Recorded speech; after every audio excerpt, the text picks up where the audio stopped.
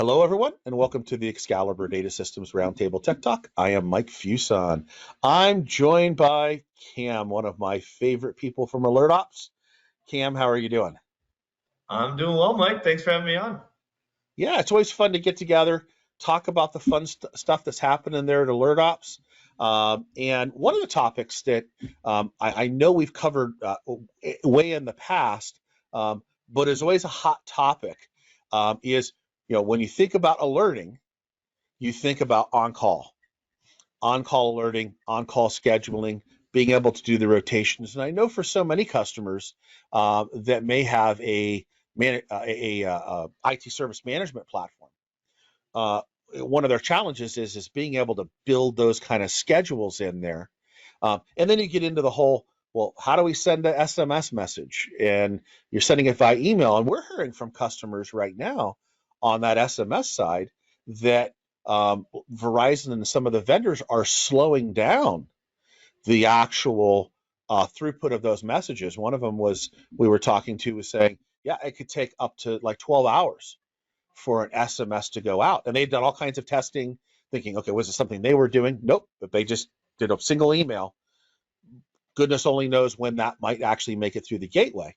And that's one of the things that AlertOps brings to the table is this is all native stuff as far as the communications are concerned, including it making phone calls and reading messages to you if you want it to. But SMS being a key way that an on-call call-out is going to occur. It's going to be native SMS, so you don't have any of those things hanging over your head. But the other problem they run into is how do we arrange the schedule? Because you've got Team A that says, okay, we've got a set schedule and it all works this way. Team B, what day is it today? What's the number on the day? It goes around and people can trade and there's all this other stuff that goes on. And so it becomes a huge problem of how do we manage that? And that's where AlertOps comes in, because a manager of a team can really manage their own on-call scheduling process. And if we're triggering it from the IT service management system, hey, a P1 comes in, and this is the team it's assigned to, read out to AlertOps and tell it to go ahead and do our on-call call-out. Bing, bang, boom, Bob's your uncle. AlertOps is going to do whatever's prescribed in there, even if they change it every single day. Exactly. I'm striking a chord with you, Kam. Is this something that you've heard over and over and over again? Oh yeah, 100%. And I think that really there are two pieces to this, right? As you mentioned, the actual scheduling piece and the alerting piece. So from a scheduling standpoint, the whole notion of on-call, right, irrespective of the industry it's in, and now very heavily with IT, is necessary for what reason, right? We need someone to be available to address something when most people are, right? And I think that is the most fundamental element of why on-call exists today. Now, with that said, seems easier said than done, right? Like you said, one guy wants an SMS, one guy wants a phone call. One day there are two people on call, one day there's one person on call. And just those simple modifications to a schedule on an ongoing basis cause quite a bit of complexity. So long gone are the days where you can track it in an Excel spreadsheet and have someone page out. It's inefficient. It doesn't work. It costs you money, and it's a waste of probably experienced engineering resources time. And then on top of that, you've got this entire notion of let's migrate it to our calendar tool, right? Let's put it in Outlook. Let's put it in our PSA system. Sure, that's great. But what does that actually do? Is that just going to throw someone's name on a ticket and call it a day? That doesn't really work at 2 a.m., right? So from scheduling, we move into the actual alerting piece. So that alert management, like you said, the number of people that I see using email to SMS gateways is somewhat befuddling. It's astounding because they're not reliable, right? On top of the limitations in traffic, there is a substantially higher percentage of those messages that are dropped than a native SMS delivery, or a native phone call. So things of that nature definitely need to be taken into account, because once again, what is that purpose of on-call? We need someone to address something when most people aren't available. So it's pointless if there's only 50-50 shot that you actually get a text message. So I think that the ability to actually tie your scheduling in an actionable way to your alerting is really where AlertOps drives the value. It kind of fills in the gaps because I think the process overall existed, but there were a lot of gaps between step one to step two to step three, and that's really where AlertOps comes in to fill some of those holes. And those gaps are interesting, right? Because whether you look at it from a corporate IT perspective or as an MSP, it's the same fundamental process. And one of the things I see so often out there is that you said Excel spreadsheet. They they have a list somewhere, and somebody on the service desk, because the service desk may be manned 24/7, they've got to go look up the spreadsheet or look up the list or look up in SharePoint or wherever the heck you have it sticking out there.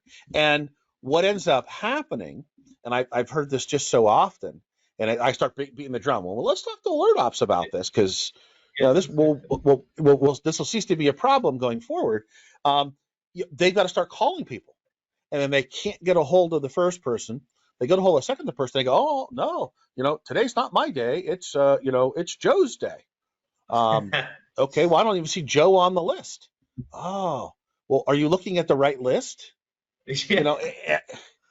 You've got all, and you got now a service desk person that just spent the time it could have taken to solve 3 or 4 other calls, trying to figure out who the on-call person is. And this entire time, you've got a system that's either degraded or non-operational.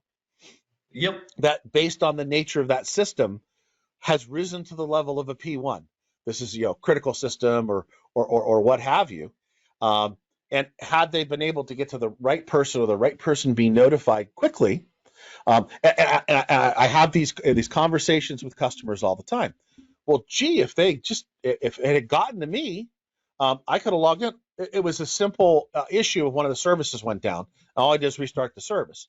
But that was 45 minutes or an hour and 45 minutes after the outage began. And Yep. in some instances, like for example, we're going to go into a holiday period, right? It might be kind of quiet for us as a business. Okay, not a major impact. But if it's you're an insurance company, it's renewal time, or you're a retailer, it's sales time, and all of a sudden you can't process credit card transactions, that's kind of a big deal. Was talking to a friend of mine who works for one of the major shop for you type companies. They're pretty well known. They're like the guys in that business. He said, a 10-minute outage in credit card processing not working, he goes, leads to I don't know how many abandoned shopping experiences. I mean, they track this stuff at very, very detailed levels, and that's tens of thousands of dollars lost per minute. Yeah, Or absolutely. even more. Yeah. And how do we get the right people engaged when it's that off-hour sort of time? Because we're in a 24/7 world. In their business, somebody at 2 a.m. is doing their grocery order. And not to get too off topic, right? Because I know that we'll probably cover this on a different conversation, but I personally am a proponent of automating triage, right? How well can you automate the process of classifying and distributing an incident based on the type of incident or type of service request? But I'm also aware of the fact that some things require manual triage. They require a set of human eyes to dictate, okay, this is exactly what this service request is. This is exactly what this incident is. And if your service desk manager or the person that's responsible for triaging incidents is spending 90% of their time trying to hunt down the right spreadsheet that has the right person's phone number on it, that's the definition of service desk inefficiency. Absolutely. Much easier if we can, when you think about a lot of service desk operations, that issue occurs or the call comes in and they know they need to escalate it, they're doing the escalation 98% of the time. They're going to hit the correct team. They've got that experience. They know.